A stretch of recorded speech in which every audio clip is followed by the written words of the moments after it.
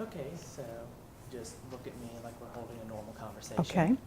All right, so if we'll just go ahead and start off with your name, and if you would spell that out, please. Okay, my name is Susan Burchell, SUSANBURCHELL. All right, and what are your thoughts on the expansion gaps in the bridge on Hardy Street?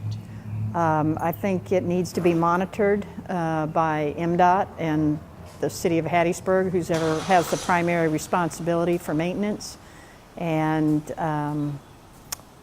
if they find that it needs to be repaired, which is what I think I've read in the paper, that they schedule it in a timely manner. All right, and when did you first notice, the gap in the bridge? To be honest, I never noticed the gap in the bridge, and so I don't know. I travel that once a week and didn't really notice it in my vehicle. So I didn't notice it more than any other bumps in the road. And what do you think MDOT can do to help fix the problem, with the gap currently with its size? I think if they've got it scheduled for maintenance, then that's what they need to be doing. If it was caught in a regular inspection, then that's good that they're able to get on it right away. If not, maybe they need to step up the frequency of their inspections so they catch it before it gets as far along as it did. All right. Let me see. And how do you think repairs, once that gets underway, how do you think that will affect traffic along Hardy Street? Well, again, I'm just relying on what I've heard or read. It seemed to me that they were going to do the repairs at night, and so we'll have less traffic if they wait until after dark. I've seen that technique used on bridges and other areas that usually are heavily trafficked, and if they could do that, I think there'd be less impact on traffic flow. All right. Is there anything else that you'd like to add, that you would like to say? I can't think of anything. Okay, well, I think that should... Okay, so... Do I need lipstick? No, you're good. Am I right? You're good. Yeah. Just wet them a little bit. Yeah, I got it. I'm looking good? Okay. Looking good. Okay. All right, so first off, just go ahead and start off with your name, and if you can spell that out. My name is Camille Soulier. CAMILLE SOULIER. All right, and what are your thoughts on the expansion gap in the Hattiesburg Bridge? Oh, that. Well, good physics tells me that it needs to be able to move. So I want expansion joints, and the distance between the gap is not dangerous. I do know that the ceiling that was in that gap has dropped and it's gone, so it just needs to be replaced.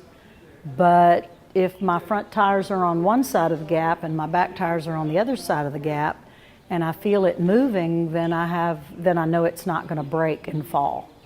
I do like MDOT now. I do like my folks at Mississippi Department of Transportation, and they have a good website, so I keep up with them through some classes that I teach, and I trust them. I do. Right. So as far as danger, I don't think we're in danger, but I'm glad somebody noticed it. All right, and what do you think MDOT could do to, fix that to where it Well, might not do I don't today? think it's important that they do it within the next month or two, but I think they check the bridges every 2 years. An engineer usually checks the bridges and roads, and I think they said within 6 months or so, 4 to 6 months. I could be wrong on that, but I feel confident with them that they'll take care of it.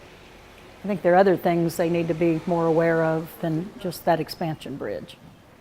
And once they, repairs start going underway, how do you think that could affect traffic? It's going to be hard. It's going to be hard, and typically people are going to have to grow up and leave earlier and prepare for delays. And there's no excuse when they have delays because they'll know about it in plenty of time. And MDOT's pretty good at getting that information out. So if people will just watch the news and and look at their newspapers, and if they don't get either one, they can check the MDOT website.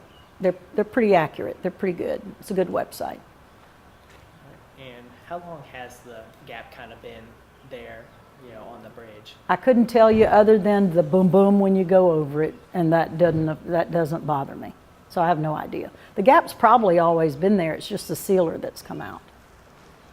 So you think that's probably why the gap's kind of getting larger and larger now? I don't think it's getting too large. It's not much larger than it originally was, but it at least is sitting on top of the brace. So it's not like on the edge of the brace where it could fall off, so I don't have a problem. All right, is there anything else that you would like to add, that you would like to say? We're not going to fall in the river or anything like the Mississippi River Bridge did when someone didn't inspect it. So as long as they inspect our bridges and inspect our roads in a timely manner, we'll be all right. But it doesn't hurt for the public to make note of issues that they may deem possibly unsafe. What's the harm of being cautious? Okay, well, thank you so much. My pleasure. That should